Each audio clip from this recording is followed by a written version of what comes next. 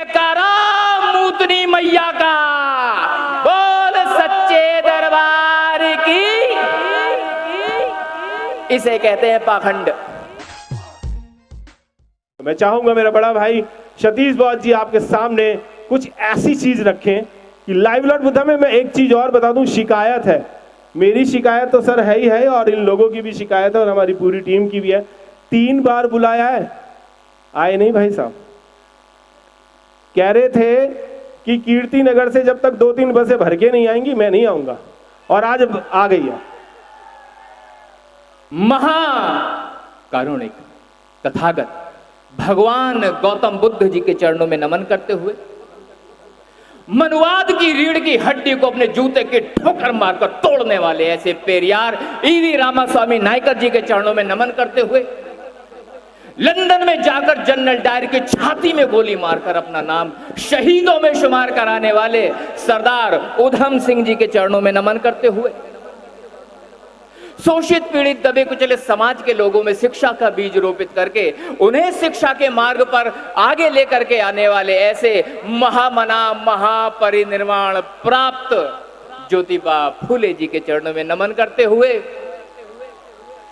मेरी माताओं बहनों में आत्मविश्वास फूंकने वाली, मेरी माताओं बहनों में शिक्षा का बीज रोपित करके उन्हें पुरुषों के समकक्ष कंधे से कंधा मिला करके आगे बढ़ने की प्रेरणा देने वाली ऐसी हमारी मां माता सावित्रीबाई फूले जी के चरणों में नमन करते हुए, जब फूले दंपत्ति को उनके परिवार वालों ने घर से बाहर निकाल दिया तो ऐसे में माता सावित्रीबाई फूले और राष्ट्रपिता ज्योतिबा फूले जी को अपने घर में संरक्षण देने वाली ऐसी हमारी मां माता फातिमा शेख जी के चरणों में नमन करते हुए, पूरे उत्तर भारत में नीले रंग की क्रांति पैदा करने वाले, पूरे उत्तर भारत में बाबा साहब डॉक्टर भीमराव अंबेडकर को पुनर्जीवित करके हमें भीम की उस व्यथा को, उस गाथा को, उस सफलता की कहानी को घर घर तक पहुंचाने वाले, संसद में बाबा साहब डॉक्टर भीमराव अंबेडकर की प्रतिमा का अनावरण करने वाले, गाजियाबाद जिले का निर्माण करने वाले ऐसे महामना महापरिनिर्वाण प्राप्त बुद्ध प्रिय मौर्य जी के चरणों में नमन करते हुए, और ये छितरा हुआ समाज, छोटी छोटी जातियों में बटा हुआ समाज, तेली तमोली खटीक धीमर चूड़े चमार हीर महार लुहार गुरमी, ना जाने कितनी छोटी छोटी जातियों में बटे हुए समाज को बहुजन समाज नाम की माला में फूलों की तरह सहेज कर रखने का काम करने वाले ऐसे महामना महापरिनिर्वाण प्राप्त साहेब मान्यवर काशीराम जी के चरणों में नमन करते हुए, पूरे विश्व को दुनिया का सबसे बड़ा लोकतंत्र देने वाले, भारत को गणतांत्रिक व्यवस्था देने वाले, भारत को संसदीय प्रणाली देने वाले, भारत को रिजर्व बैंक ऑफ इंडिया का सपना दिखाने वाले, भारत में भविष्य निधि की व्यवस्था करवाने वाले, भारत में विभिन्न बैंकों का राष्ट्रीयकरण करने की परिकल्पना करने वाले, विश्व का सबसे बड़ा संविधान लिखने वाले, द सिंबल ऑफ नॉलेज बोधिसत्व बाबा साहेब डॉक्टर भीमराव अंबेडकर जी के चरणों में नमन करते हुए, इस कार्यक्रम की व्यवस्था कराने वाले लाइव लॉर्ड बुद्धा की सारी टीम को सैल्यूट करते हुए, क्रांतिकारी जय भीम बोलते हुए, कार्यक्रम में आए हुए सभी मेहमानों और आगंतुकों, दर्शक दीर्घा में आए हुए मेरे भाई, साथी, बहन, माताएं, बेटियां, सभी को मेरा क्रांतिकारी जय भीम। यार जय भीम ऐसे तो नहीं होता, खास तौर पर सतीश बौद्ध का जय भीम ऐसे नहीं हो सकता। दोनों हाथ ऊपर करें, दोनों हाथ सब लोग ऊपर करेंगे। So everybody has to put your hands in the air. जय भीम, जय भीम, जय भीम। कलेजे में आग ना लगे तो रवानी नहीं होती, और जिस हलक से जबान ना निकले वह साली जवानी जवानी नहीं होती। साथियों, कुछ लोग सोच रहे हैं ये टाई वाला ये ना जाने किन किन लोगों के नाम ले रहा है।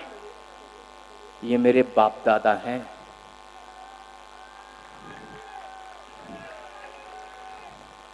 बाप दादाओं का नाम लेके काम शुरू कर ले तो आधा तो वैसे खत्म हो जाता। असल में मेरे साथ एक समस्या है।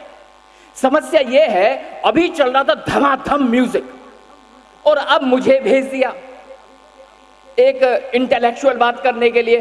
तो म्यूजिक से इंटेलेक्चुअल बातों का जो ब्रिज है उसे करने में मुझे बड़ा मेहनत करना पड़ता है। मतलब मिलेंद्र जी, बड़ा कठिन कार्य आपने मेरे कंधों पे सौंप दिया कि म्यूजिक से दिमाग को निकाल करके ऐसी बात कह दूं जो बुद्ध से संबंधित हो, धम्म से संबंधित हो, बाबा साहेब डॉक्टर भीमराव अंबेडकर से संबंधित हो, ऐसी कोई बात कह दूं, ऐसी कोई विचारधारा पहुंचा दूं। बड़ा कठिन काम है, लेकिन फिर भी मैं आप सभी को आश्वासन देता हूं कि इस बात को आप तक जरूर पहुंचाऊंगा। ये जो कार्यक्रम है, मुझे सूचना मिली है कि ये जो कार्यक्रम है ये धम्म दीक्षा समारोह है। ऐसा ही है, आयोजक गणों से मैं सूचना चाहूंगा।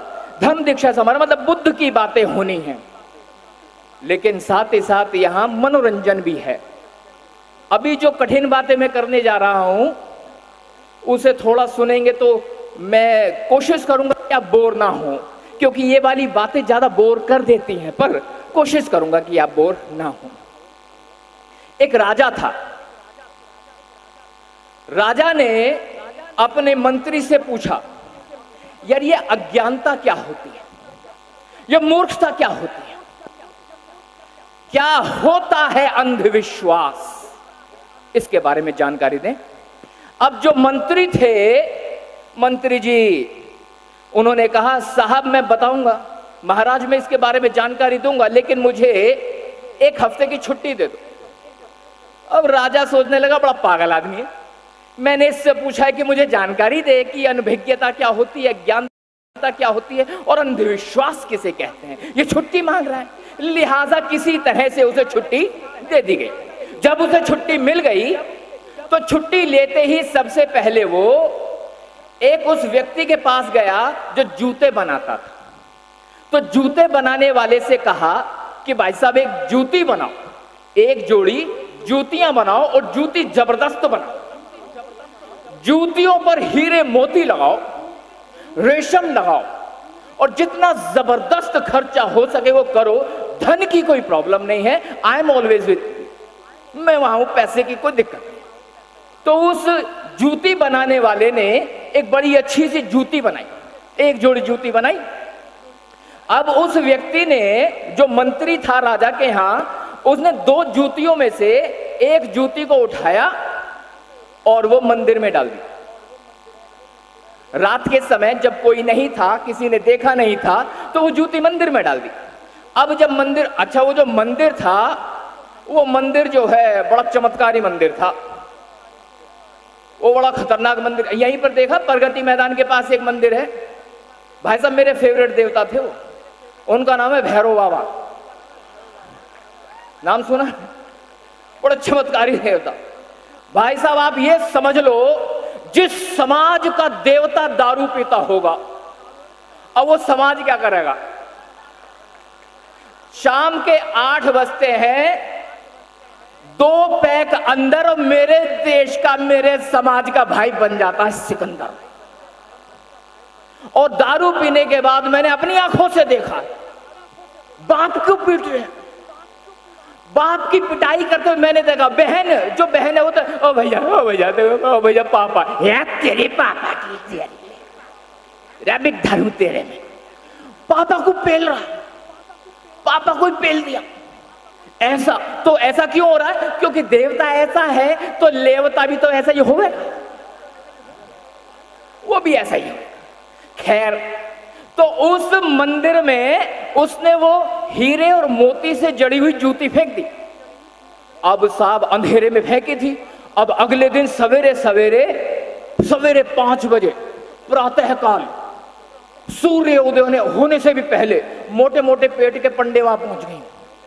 वहां जाकर देखो, गुरु जूती पड़ी हुई है।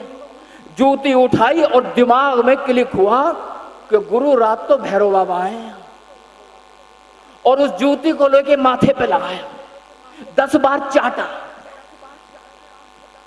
और भाई साहब सब जगह मैसेज पहुंचा दिया, रात तो भैरव बाबा आए थे।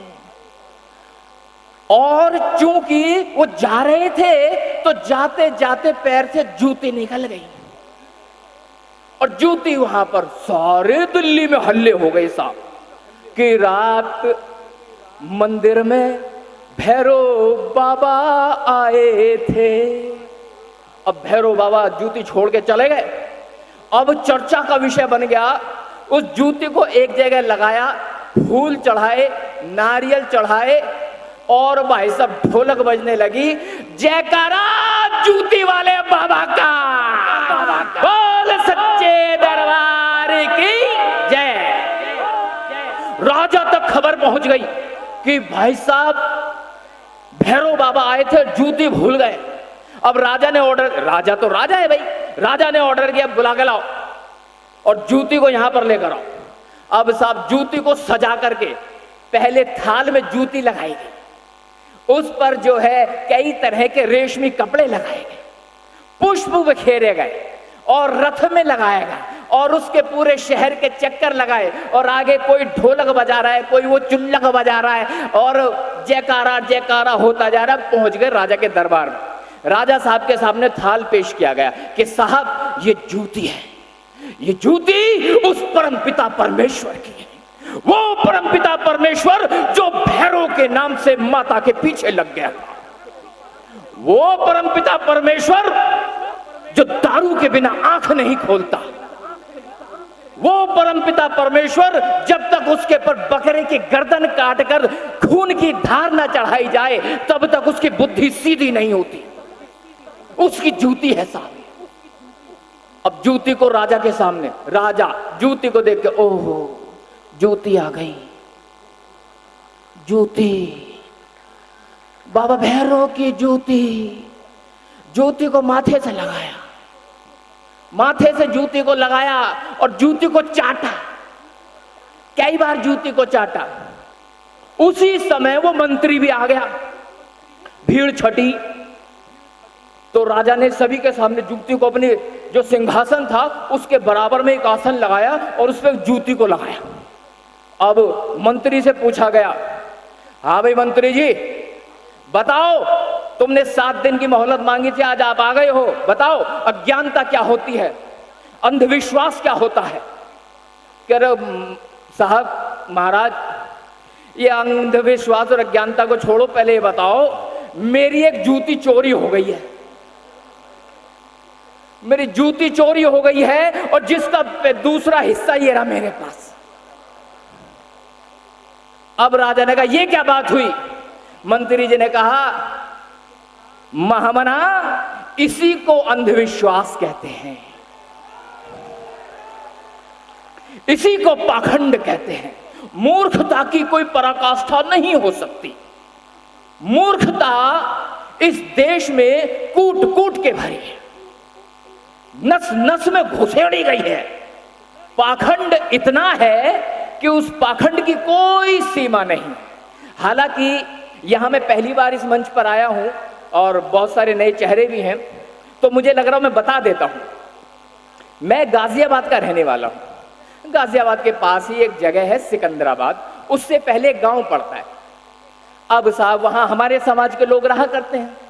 अब वहां होली के बाद एक त्योहार होता है, उसका नाम है बसौड़ा। हाँ जी, सुना है आपने? नहीं सुना तो मुझसे सुनो गुरु, उस त्योहार का नाम है बसौड़ा। और बसौड़े पे क्या होता है? बसौड़े पर घर की महिलाएं निकलती हैं, कुछ होते पूड़े, कुछ होती है चने की दाल, कुछ होती है हल्दी।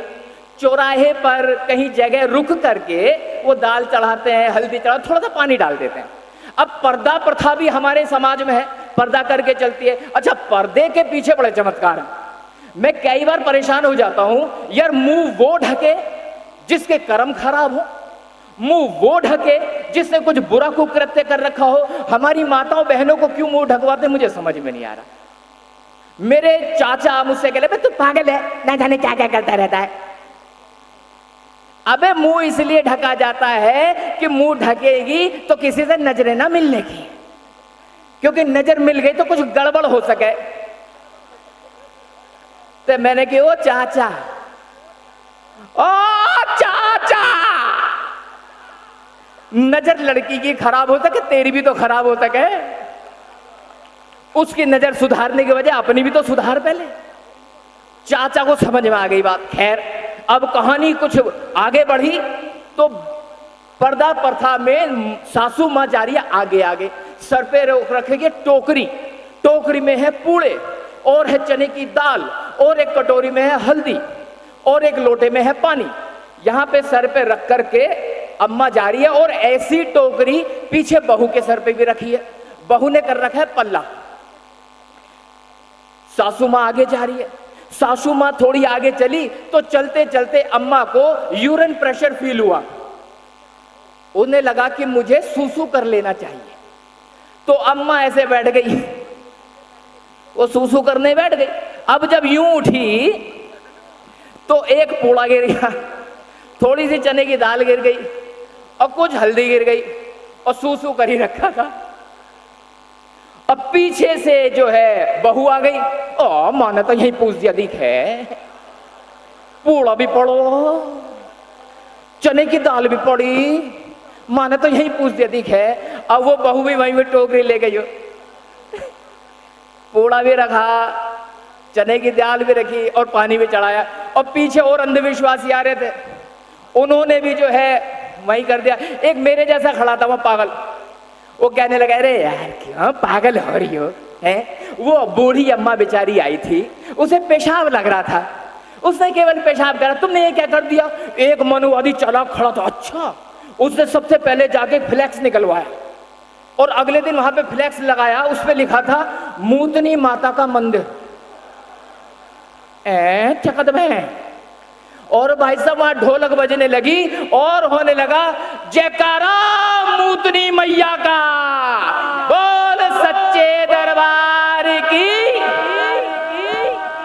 इसे कहते हैं पाखंड, इसे कहते हैं अंधविश्वास, इसे कहते हैं अज्ञानता, मूर्खता, पागलपन। अच्छा इसकी कोई सीमा नहीं है, भारत में विशेष रूप से कोई सीमा नहीं है।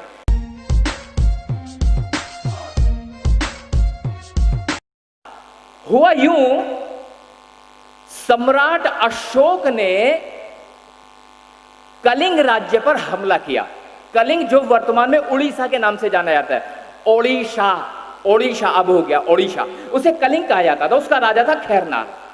अब राज्य विस्तार करना था, इसलिए सम्राट अशोक ने वहां आक्रमण किया और आक्रमण इतना भयानक था, इतना खूंखार आक्रमण था कि वहां सबको निश्चय नाबूद कर दिया गया। जितने सैनिक थे सारे सैनिक मार दिए गए।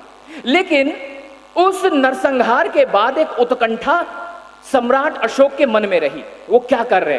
पत्नी विदुषा, उनकी कई पत्नी थी लेकिन उनकी जो सबसे करीबी पत्नी थी उनका नाम था विदुषा। विदुषा के साथ सम्राट अशोक है। क्या कह रहे हैं सम्राट अशोक?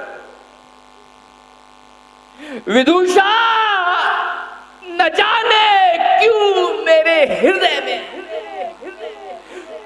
वो नश्तर जैसे शूल बनकर चुभ रहे हैं, मेरी आंखों में जैसे उन बहनों के भाइयों के कटे हुए सर दिखाई देते हैं।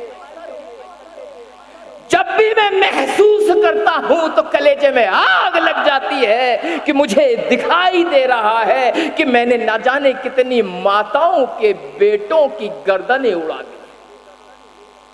मेरे हृदय की गहराइयों में वो दुख व्यापक रूप से भरता जा रहा है। विदुषा, मैं समझ नहीं पा रहा हूं कि मैं क्या करूं। जैसे ये व्याकुल मन कहीं डूब मर जाने को कर रहा है, मुझे समझ नहीं आता विदुषा मैं क्या करूं। अभी वार्तालाप विदुषा के साथ चल रहा है सम्राट अशोक का। विदुषा ने अपने हृदय से लगाते हुए सम्राट को कहा, हे चक्रवर्ती सम्राट, मैंने आपको कभी भी इस तरह से व्याकुल नहीं देखा, नहीं देखा मैंने तुम्हें कभी भी इस तरह से व्यथित होते हो।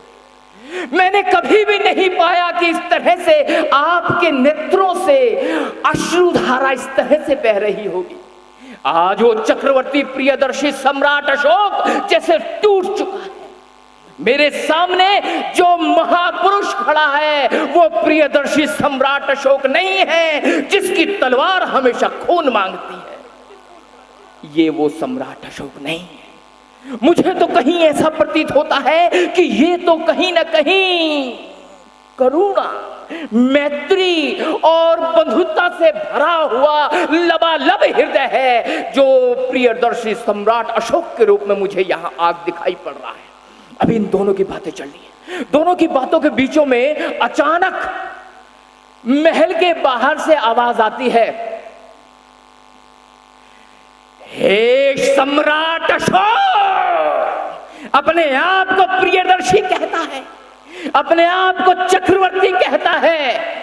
बाहर आ, देख राजा खैरनार की पुत्री आज पद्मा तेरे सामने तुझसे युद्ध के लिए तुझे ललकारने के लिए आई है। हिम्मत है तो बाहर आ, बाहर आ राजन। क्या अपनी मां के आंचल में जाकर के छुप गया है? क्या तेरे में इतनी भी शक्ति बाकी नहीं बची कि तू एक महिला का सामना कर सके? इधर देख, बूढ़ी महिलाओं की सेना लेकर के मैं आज तेरे सामने आ डटी हूं। और इधर देख, ये बाल महिलाओं की सेना आज तेरे सामने आ डटी है। और यहां ये युवा महिलाओं की सेना है जो तुझसे युद्ध करने आई है। तुझ में हिम्मत है तो बाहर आ और आकर मुझसे युद्ध कर। ये वाली बात सम्राट अशोक के कानों में गई।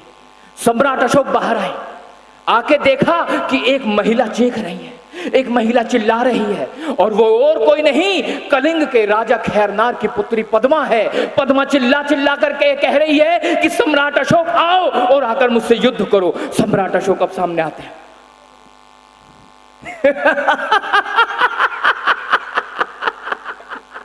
पद्मा एक स्त्री सम्राट अशोक के सामने सीना तान के खड़ी है। क्या तू नहीं जानती कि मेरे एक इशारे पर मेरे सैनिक तुझे कारागार की काल कोठरी में डाल देंगे और तेरी बाकी की तमाम उम्र कारागार की काल कोठरी में कटेगी?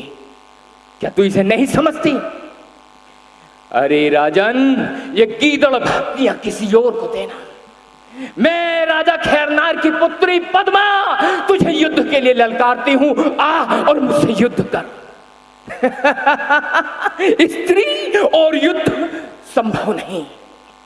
पद्मा जा, घर लौट जा, चली जा, क्योंकि मेरा धर्म स्त्री के ऊपर अस्त्र शस्त्र उठाने का अधिकार नहीं देता।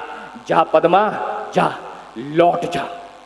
लेकिन पद्मा अपनी स्थिति पर अड़ी रही। पद्मा की जिद्दीपन को देख करके राजा धीरे धीरे पिघलने लगा। बीच में विदुषा आई। विदुषा ने पद्मा को समझाया, पद्मा को किसी तरह से भेजा और सम्राट अशोक से कहा, हे प्रियदर्शी सम्राट अशोक, आज राजधानी में पूज्य भिक्षु मोगालीपुत्तिस आए हुए हैं। मुझे ऐसा लगता है कि तुम्हारे हृदय की व्यथा वहां जाकर शांत हो सकती है। तब विदुषा सम्राट अशोक को भिक्खु मोगालीपुत्तिस के पास ले गई और वहां जाकर के उन्होंने अपनी तलवार को त्यागा और भिक्खु मोगालीपुत्तिस के चरणों में नतमस्तक होने के बाद उन्होंने बुद्ध के धम्म को अंगीकार किया और पूरे विश्व को शांति का संदेश दिया, मैत्री का संदेश दिया, भाईचारे का संदेश दिया। इस तरह से वो दिन जिस दिन बुद्ध का धम्म अंगीकार किया गया था वो था अश्विन माह के शुक्ल पक्ष की दशमी तिथि, जिसे हिंदुओं ने दशहरा बना दिया। हिंदुओं ने दशहरा बना दिया, वो था हमारा अशोक धम्म विजयदशमी।